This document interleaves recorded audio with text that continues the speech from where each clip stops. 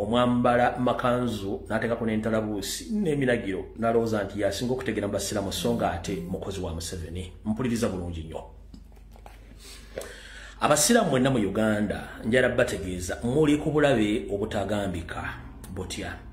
We twogerera olwaleero omutamanya ngamba afutubadde ku kiwayi ky'Obuyisiraamu eky'e Kampala mukadde kubayita Mubajje Ramazan.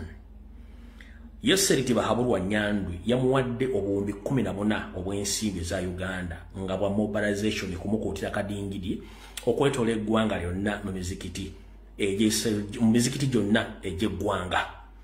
Era kino kigenda kuvaako kulanga Sheikh Ramazan Mubajje ng'ategeeza bamasheeki bonna abatambuza enjiri ya Nabbi Muhammad nti tebagezaako n'olunaku n'olumu ne boogera ku nsonga zonna ezikwatagana ku gwanga, omuli okukwata kw'abantu, omuli okugoba abantu ku mataka, oba ensoma mbi, oba ebyamasannyalaze bibi, oba ebyobba kutta abantu, oba batulugunyisa abantu. Museveni akoze ate tebageze na byogerako mu mizikiti gonna nga babuulira enjiri. Nkiddamu Yoseriti Bahabulwa Nyandwi yawadde Sheikh Ramazan Mubajje obuwumbi 14 obw'ensimbi za Uganda nga bwakumukuutira kadingidi n'okugabirira ensimbi abaana basoboddoziwa okumutambulizaako emirimu gy'okuteeka wansi bonna basiraamu bali bamiso emitwe okwogera ku nsonga z'eggwanga naddala okwetoola eggwanga lyonna.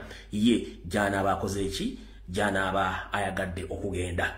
Era kino kirimu n'okugamba nti Sheikh Ramazan Mubajje bwe yamaze okufuna ensimbi zino era n'akissa mu nkola okutandika okukola emirimu gino, era nga bamasheeki bano wammanga Sheikh Ramazan Mubajje yamaze obbawaayo ewa Museveni n'ebitongole by'okwerinda either mukwatibwe oba muttibwe kubanga mutandise okukola enjiri y'okuzuukusa abasiraamu n'okubabulira ki ekyokukola mu ggwanga lyabwe. Bamasheeki bano muwulize bulungi nnyo. Mbagambye Mubajje Ramazan yawaddeyo amanya gammwe era n'alagira Museveni either bano baweebwe obutwa oba bakubibwe amasasi oba basibibwe bakwatibwe bateekebweko emisango gy'obutujju oba ebyonna bwannalukala. Bamasheeki bano mubategeeze ebigambo ebyo bulungi nnyo. Kuliko muganda wange Sheikh Burhan Kiti. Sheikh Burhan Kiti wonna wooli nkutegeeza muganda wange weegendereze nnyo. Mufti wa Uganda oba w'ekiweekyo di Kampala Ramadhan Mubajje gwe yasookeza ku lukalala oluyina okugibwawo mu bwangu oba okubibwa amasasi oba oweereddwa obutwa oba owambiddwa.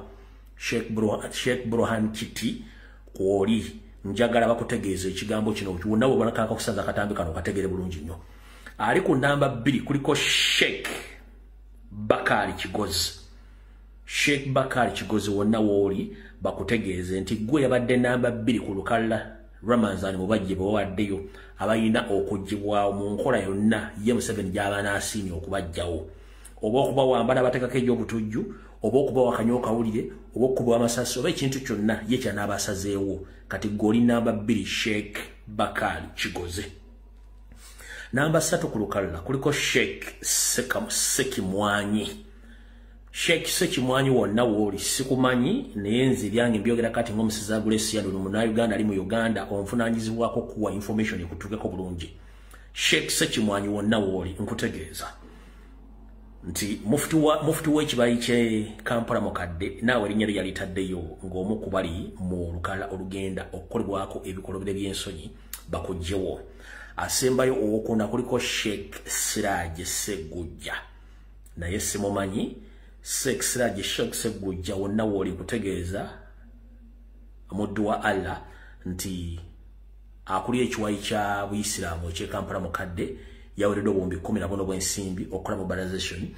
Kuggwe naawe gw'omu ku bantu amanya ge yawaddeyo nga naye baagala kujjawo olw'ensonga mufuukidde Museveni akabazi, mumufuukidde Museveni ekizibu nga mubuulira abantu bannayuganda okubazuukusa mu mbeera egende mu maaso mu ggwanga, so bw'atyo bwe yalagidde Mubajje babakoleko.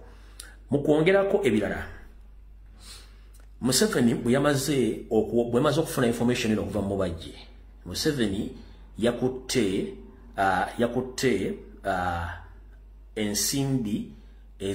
ensimbi ezikola hijja nga zisobola okutwala abantu 100 Saudi Arabia okugenda ku Hajj zabagita Hajj buyamazo omwaziri billions 14 nakwata n'ensimbi ezitwala abantu 10 ku Hajj oba ku hijja Saudi Arabia bano 10 bonna bagenda ku mulimu gwaku spyinga oba kutandika kubega buli muntu yenna anaaba agenze ku mikolo gy'okulambula oba ku mukolo gy'ogenda Mecca ng'abasiraamu mugenda okukola ki okulamaga mu nsonga za Nabi Muhammad. Bano 10 bonna bagendagira naye nga bonna bambeka ba gavumenti nga bagenda kuyita mikono gya mukulu mubajje era nga bano mulimu gwabwe gugenda kubeera gwakubega buli muntu yenna n'abagenze. Okwongera okubajjukizaako akatono, abantu bangi abagenda Mecca eyo ne mufiirayo temumanyi kibatta. Abayisiraamu bangi abagenda Mecca ne bafiirayo temumanyi kibatta. Musinkane bannayuganda bannammwe nabayita okwasaganya eddigobe mu wotera mu restaurant oba mu lujjudde wonna ku nsaniya z'omukire ne mugwirana kumbe babatezedde akakodyo abamu mufiire eyo abamu mufa mukomawo oba mufiira mu malotuuka e Kampala ne mufa mu ngeri etategereka. Bino byonna biva ku bantu bali mutambula nabo okugenda Saudi Arabia nga tebamanyi be muyita emikwano oba muyita bamashek abanene be mutambula nabo naye nga ate ne bakola ekizibu eky'ebbanga lyonna.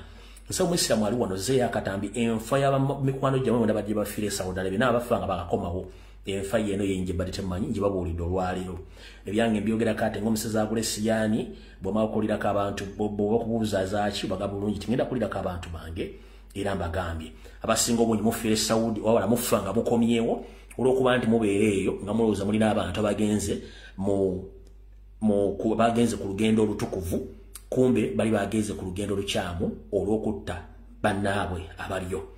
Era mbasaba bwe mba mutambula muisiraamu muno kabeerenga masheeko bannakubuuza waayo ensonga oziraba otya ez'eggwanga musajja ng'atukala kasenyi balina emboozi gye batandika eyo waaye kale tuvudde mu Uganda n'ensonga z'eggwanga oziraba otya embeera nga munange noweetotoggola notandika okwogera ebigambo kumba omusajja ategedde nti y'omu ku bantu be twatusindikidde mukoleko y'ensonga lwaki bannaffe mutandise okufa nga temumanyi.